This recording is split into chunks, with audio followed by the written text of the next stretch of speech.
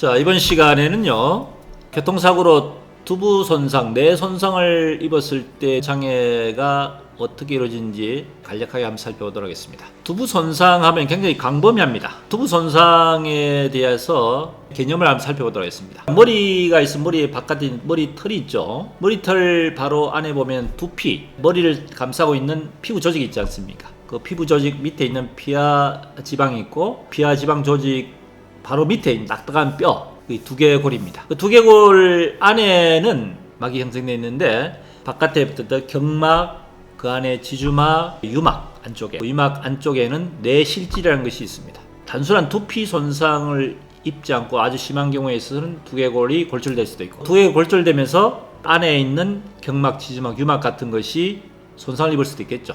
그래서 출이라든지 수정 같은 것이 이룰 수 있습니다. 두부 손상에 있어서는 그 손상의 정도에 따라서 상당히 문제가 되는데, 두부 손상이 사실은 구조적으로 이런 두피부터 해가지고 안에 있는 뇌실질까지 여러 가지 조직적인 문제가 있지만은, 실제적인 손상에 대한 내용을 보면은 머리를 쾅 쳤을 때 어지러운 증상이 나타나는 뇌진탕부터 해가지고 뇌 기질적 손상을 입은 뇌자상이 나겠습니다. 뇌진탕, 뇌자상은 뇌 기질적 손상이 있느냐 없느냐가 구분하는데, 일반적으로 뇌진탕 하면은 순간적으로 정신이 쾅 잃어가지고 잠시 어지러운 증세, 그건 좀 있으면 회복이 됩니다. 뇌자상이라는 것은 뇌 기질적 손상, 뇌 기질적으로 손상을 입힌 경우를 뇌자상이라고 하고요. 그보다 좀 심한 경우는 이제 뇌 두개골 골절이 있겠죠. 골절로 인해서 안에 있는 말씀드린 경막, 지주막, 유막, 그 안에 있는 두개강 내에 있는 출혈이 됐을 때, 출혈이 급성으로 생기면은 이제 빨리 이제 수술해야 됩니다. 피를 더 이상 퍼지지 않도록 인간이 급성을 해서 천궁술, 구멍을 뚫어서 피를 뽑아낸다든지,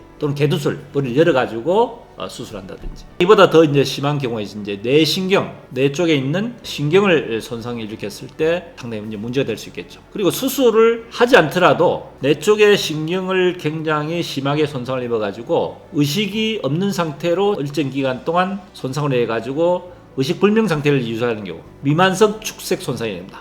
축색이라는 것은 신경 세포를 이야기합니다. 그 신경 세포가 의식을 잃게 만들어 가지고 깨어나는 것이 상당히 늦어진 경우, 미만성, 늦어지는 상태로 지속된 경우, 그럼 뇌 쪽의 손상이 심하게 되면은 의식이 없는 상태로 의식이 깨어나지 않고 일정이 계속 유지되는 거죠. 그러니까 손상이 심할수록 그 의식 불명 상태 지속이 오래되겠죠. 빨리 깨어난 경우는 그만큼 뇌 세포에 대한 손상이 좀 적어진다는 얘기입니다. 심한 경우에는 사망이 이를 수도 있고, 지속적인 식물인간 상태, 뇌손상이 심한 경우에 있어서는 평생 의식이 없는 위험한 상태까지 지속될 수 있습니다. 이것이 교통사고, 두부 손상 또는 뇌 손상으로 일어날 수 있는 후유증입니다. 뇌신경에는 이제 12뇌신경이라 해가지고 우리 신체 모의 전체 부위에서 코부터 해서 눈, 기타 복부, 내장 모든 신체 기능을 지배하는 12개의 내신이 있습니다.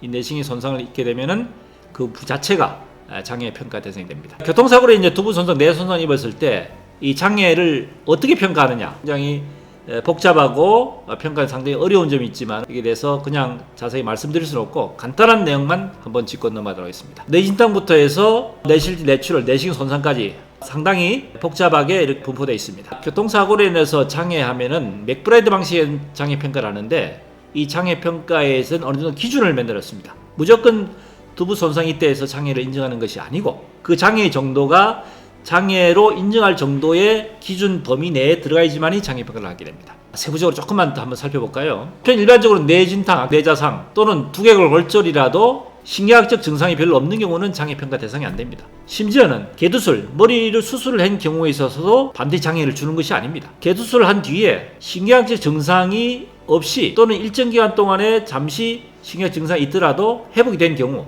이런 경우에 장애평가 대상이 안 됩니다. 중요한 거는 그 신경학 증상이 지속적으로 향후에 계속적으로 잔존한 경우에 해당이 됩니다. 신경학과에서 주로 문제되는 것이 두 가지입니다. 기타 우울증, 외상후 스트레스 증후, 여러 가지 다양하게 신경학적 증상에 대한 부분이 있지만은, 중요한 부분이 하나는 마비, 하나는 인지 쪽에 정신적인 문제가 있을 때, 이 경우에 있어서 그 정도에 따라서 장애 평가를 하게 되고, 아주 심한 경우에 있어서는 단순한 장애 외에 누군가의 도움이 없으면은 일상생활이 어려운 경우, 이런 경우에 있어서는 간병이 필요한 그 비용에 대한 부분을 피해보상으로 주게 되는 이것이 개업입니다. 일반적인 장애로 노동상실 정도를 포함해서 자력으로 해서 정상적인 사회활동이 안 되는 경우, 예를 들어 마비가 와서 보행이 안 된다든지 대소변 조절이 안 된다든지 혼자 식사를 못 한다든지 또는 정신적 치매가 와가지고 누군가의 보상비 없이는 사회활동이나 일상생활 안 되는 경우에는 반드시 가족이라든지 또는 간병이 도움이 필요하지 않겠습니까? 두부 손상에 있어서 장애 외에 아주 심한 경우 간병이 필요한 정도까지